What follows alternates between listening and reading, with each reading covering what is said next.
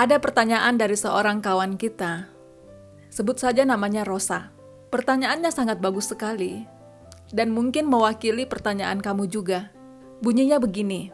Apakah ciri-ciri bule yang serius itu setiap hari menghubungi kita? Walau hanya sekedar say hello atau sekedar basa-basi? Atau dengan kata lain, apakah kalau dia menghubungi kita setiap hari, itu tandanya dia serius? Ya, saya paham pertanyaan ini. Saya tahu bagaimana rasanya sehingga pertanyaan ini muncul. Karena pertanyaan ini juga pernah berputar-putar di kepala saya selama bertahun-tahun. Sebenarnya kan cara paling gampang untuk mengetahui jawabannya adalah kita tanyakan langsung kepada orangnya. Kamu serius nggak sama aku? Tapi tentu saja itu tidak mudah. Dan ada banyak alasan mengapa kita tidak melakukannya kan? Jadi saya mencoba merumuskan jawaban buat Rosa. Tapi harap diingat ya, bahwa jawaban saya ini adalah berdasarkan hasil pengamatan saya terhadap pengalaman-pengalaman saya sendiri. Jadi saya tidak pernah melakukan survei atau wawancara dalam bentuk apapun kepada pria-pria bule itu untuk mendapatkan jawaban ini. Kamu boleh setuju atau tidak setuju dengan hasil pengamatan saya ini. Tapi saya sempat mendiskusikan pertanyaan ini dengan suami saya. Sekedar untuk mendapatkan perspektif dari laki-laki. Ada dua hal yang menarik dari diskusi kami itu. Yang pertama adalah waktu saya menanyakan tentang pertanyaan ini, dia dengan santai menjawab begini, kamu lihat sendiri saja aku dulu kayak gimana. Ini membuat saya senyum-senyum. Yang membuat dia juga curigaan melihat senyum saya. Karena ya oke. Benar, dia memang menghubungi saya setiap hari. Dan terbukti kan, dia memang serius. Tapi yang dia tidak tahu adalah bule yang menghubungi saya setiap hari bukan cuma dia. Jadi bagaimana dengan yang lain-lain itu? Apakah mereka juga serius? Ini pertanyaan besar kan? Oh ya, kalau kamu mencari jodoh bule, kamu menginginkan pasangan hidup yang baik, dan kamu seorang pencari cinta sejati, subscribe sekarang dan klik belnya. Karena Kian Amorete akan menemani kamu dalam perjalanan ini, yang mungkin saja akan mengubah kehidupanmu selamanya. Nah, jadi katakanlah kamu sudah aktif di suatu aplikasi kencan, atau kamu sudah membangun profil di suatu situs online dating. Lalu kamu juga sudah melakukan 3 tahap seleksi. Dan di tahap ketiga, ada 2 orang yang tertinggal. Sebut saja namanya Tom dan Jerry. Bukan yang ini ya. Jadi kamu sudah yakin dia orang benar, bukan scammers atau pencari hiburan seks. Si Tom, say hello 3 kali sehari. Kadang kamu hahaha sampai jauh malam. Dia belum pernah datang ke Indonesia, juga belum ada rencana untuk datang ke Indonesia. Apalagi dengan pandemi seperti ini. Kamu juga nggak bisa kunjungi dia ke negaranya. Apa status hubungan kalian? Belum tahu. Bahkan kalian belum pernah membahas masalah relationship. Kayaknya sama-sama dalam hati kalian berkata, ya udah jalani aja dulu. Tapi faktanya, kamu selalu diganggu pertanyaan itu. Dia serius nggak ya? Sedangkan Jerry, kalian sudah bertemu 2 atau 3 kali sebelum pandemi. Dia juga menghubungi kamu setiap hari. Dia bilang dia suka kamu. Dia sayang kamu. Dia ingin relationship dengan kamu. Tapi saat ini dia masih butuh waktu. Dia butuh space. Sampai kapan? Dia nggak tahu. Kamu suka dua-duanya. Tapi kamu selalu galau mikirin, apakah Jerry serius? Apakah Tom serius? Apakah akan menunggu Tom ataukah Jerry? Saya tidak bisa kasih kamu jawaban seperti kunci jawaban A, B, atau C. Yang bisa saya lakukan buat kamu adalah saya memberikan petunjuk-petunjuk. Petunjuk-petunjuk ini hanya bagaikan mercusuar. Tahu kan mercusuar? Nggak ada kapal yang berlayar menuju mercusuar. Mercusuar hanya penunjuk jalan. Saya hanya memperlihatkan cahaya, bagaikan mercusuar, supaya kamu lega, ada daratan, supaya kamu tahu ada harapan. Kamu bisa belajar dari petunjuk-petunjuk yang saya beri, tapi kamu yang harus menentukan jalan kamu sendiri.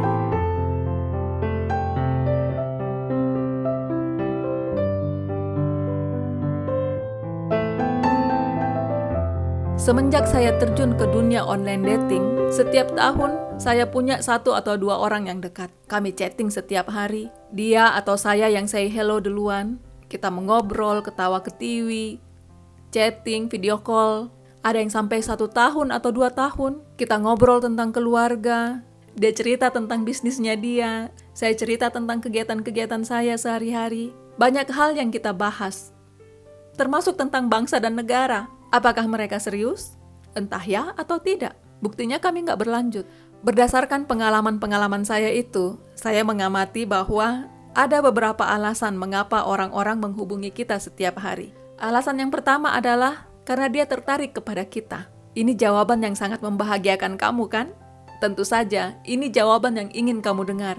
Kabar baiknya adalah, walaupun mengirimkan kata, "Hi, how are you?" kedengarannya sangat simpel dan sederhana, dan butuh waktu hanya 5 detik untuk melakukannya, tapi nyatanya laki-laki tidak melakukannya kepada semua wanita. Jadi kalau mereka melakukannya, tentu karena ada sesuatu. Ya kecuali kalau dia laki-laki pecicilan sih. Kabar buruknya adalah, ini bukan satu-satunya alasan. Alasan yang kedua adalah, dia orang yang sangat sopan. Mungkin awalnya dia tertarik kepada kita. Mungkin sekarang tidak lagi. Tapi dia tetap menghubungi kita demi sopan santun. Apalagi kalau kita yang selalu say hello duluan. Dia akan membalas sekedar sebagai sopan santun. Dulu kalau saya punya kecurigaan seperti ini, saya coba berhenti menghubungi dia selama beberapa waktu. Katakanlah 2 hari untuk lihat apakah dia akan menghubungi saya ataukah tidak. Kalau mereka nyolek duluan dalam waktu saya menghilang itu, berarti ada harapan. Kalau tidak, saya yang akan colek dia. Dan tentu saja mereka membalas, karena mereka orang sopan. Lalu saya berhenti 3 hari, kemudian 1 minggu. Umumnya, ketika saya benar-benar berhenti, mereka juga benar-benar menghilang. Alasan yang ketiga adalah fans maintenance. Ini istilah yang sangat populer ketika saya masih remaja.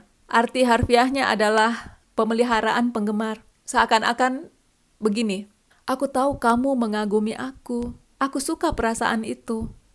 Perasaan bahwa ada orang yang mengagumi aku. Jadi aku ingin kamu tetap ada, supaya aku tahu aku ada penggemarnya. Jadi setiap hari aku akan memastikan bahwa kamu tetap ada. Makanya aku sekedar say hello, berbasa-basi, sekedar bikin kamu senang. Dan kita, perempuan, setelah kita seharian galau mikirin dia, menunggu HP kita bunyi, kita akan langsung terlonjak gembira.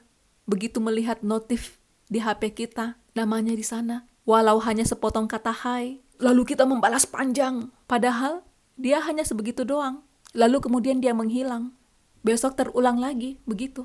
Alasan yang keempat adalah apa yang saya sebut not sure yet, just waiting for another answer. Jadi, dia suka kita. Tapi dia juga punya A, B, C, D yang dia juga suka. Kita adalah D. Dia tetap mempertahankan kita sampai dia dapat jawaban dari A, B, C. Kalau mereka ini bilang tidak, baru dia fokus ke kita. Sakit kan dengernya? Alasan yang kelima adalah dia lagi bosan aja dengan hidup ini. Kadang kita juga begitu kan? Kita mungkin sebel sama laki-laki lain. Atau kita lagi bosan aja dengan hidup kita sendiri. Walaupun misalnya kita sebel sama si Jerry, karena dia tidak kasih kita kepastian. Kita marah, sedih, galau, dan sejuta perasaan lain bercampur aduk di kepala kita. Tapi kita tetap responin dia. Daripada malam minggu, kita hanya sendirian aja. Lebih baik ada walau nggak pasti, daripada tidak ada sama sekali kan? Nah, pertanyaannya, mungkinkah dia juga seperti itu? Kebetulan kita ada, kebetulan kita yang selalu available buat dia, jadi dia chattingin kita setiap hari, sekedar buang bosan, sekedar mengusir sepi. Alasan yang keenam adalah karena dia butuh teman bicara. Saya pernah nih sama seseorang, kami chatting setiap hari. Bahkan kadang sampai lewat tengah malam, dia curhat tentang ceweknya. Saya curhat tentang bule yang pada saat itu saya sedang dekat, tapi nggak tahu status hubungan kita apa. Singkatnya, dia butuh saya butuh dia. Akhirnya kita memutuskan, oke, mari kita masing-masing berhenti sama yang lain. Mari kita berdua mencoba membangun hubungan. Akhirnya kita jadian. Kami kopi darat beberapa kali. Tapi hubungan kami makin lama makin menyakitkan. Kesalahan kami adalah kita sebenarnya cuma saling membutuhkan sebagai teman bicara. Kami kira itu cinta. Ternyata bukan. Kami kira bisa mengubahnya menjadi cinta. Ternyata tidak. Malah itu hubungan yang sangat menyakitkan. Alasan yang ketujuh adalah dia suka kamu, tapi dia belum siap terikat alias berkomitmen. Si Tom mungkin belum siap karena merasa pekerjaannya belum stabil. Si Jerry mungkin karena masalah perceraiannya belum beres. Atau mungkin karena dia masih ingin menikmati kesendiriannya. Mereka suka kamu, tapi mereka tidak mau terikat. Mereka sayang sama kamu, care sama kamu, tapi belum siap menanggung beban yang akan mengubah seluruh kehidupannya selamanya kalau mau menyunting kamu. Ini adalah komitmen. Perkawinan adalah sebuah komitmen. Seumur hidup, apapun yang terjadi. Bagi banyak laki-laki, kata komitmen ini terdengar sangat menyeramkan. Dibutuhkan tanggung jawab yang besar untuk berkomitmen dalam apa yang disebut sebagai pernikahan. Bule yang terakhir kali saya dekat, saya bilang ke dia, saya butuh kepastian. Dan saya bertanya, bagaimana hubungan kita? Dia bilang, dia belum bisa kasih kepastian. Saya tanya, kapan? Dia bilang, dia masih butuh waktu sekitar 2 tahun lagi. Saya bilang, saya tidak bisa menunggu. Saya bilang ke dia, saya ingin mencari yang lain. Sebenarnya saya berharap dia akan bilang, oh jangan, mari kita cari jalan yang lain. Kenyataannya dia bilang, silahkan.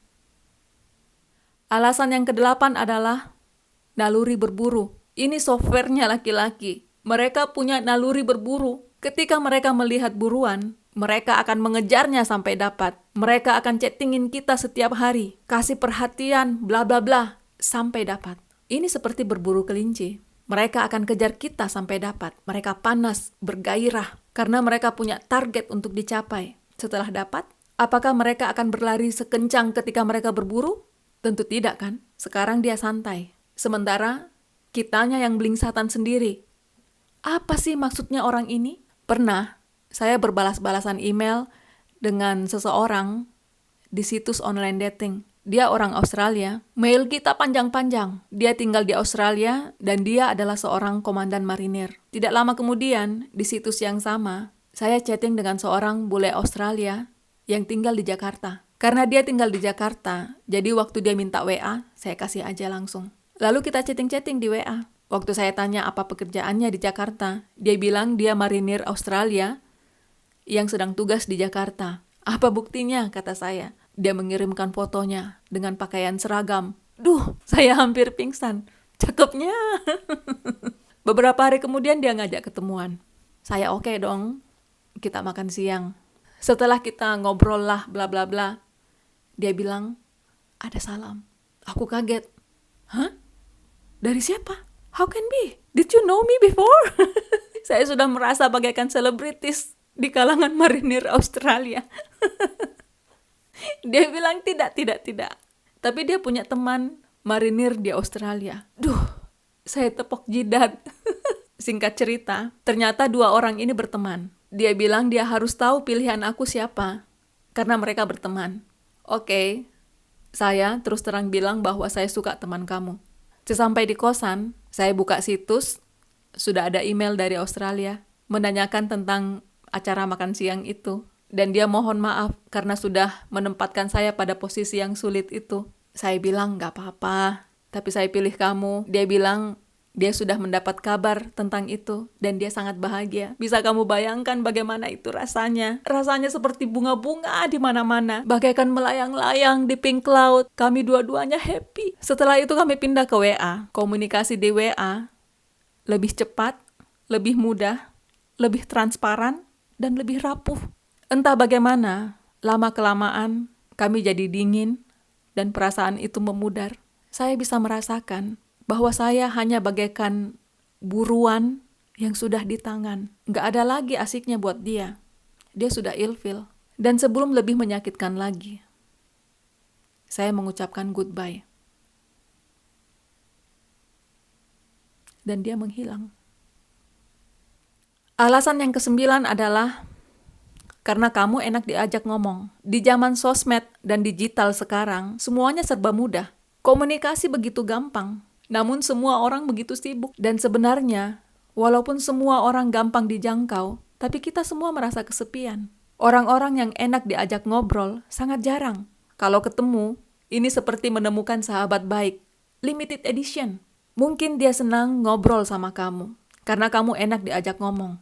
Dia menghargai kamu, dia suka kamu, care sama kamu, tapi bukan berarti dia mau menikahi kamu. Apakah ini namanya serius atau tidak? Alasan yang berikutnya adalah habis. Gantung banget ya, cuma 9 alasan. Kamu punya alasan yang ke-10? Bagikan juga ke aku ya. Please tuliskan di kolom komentar.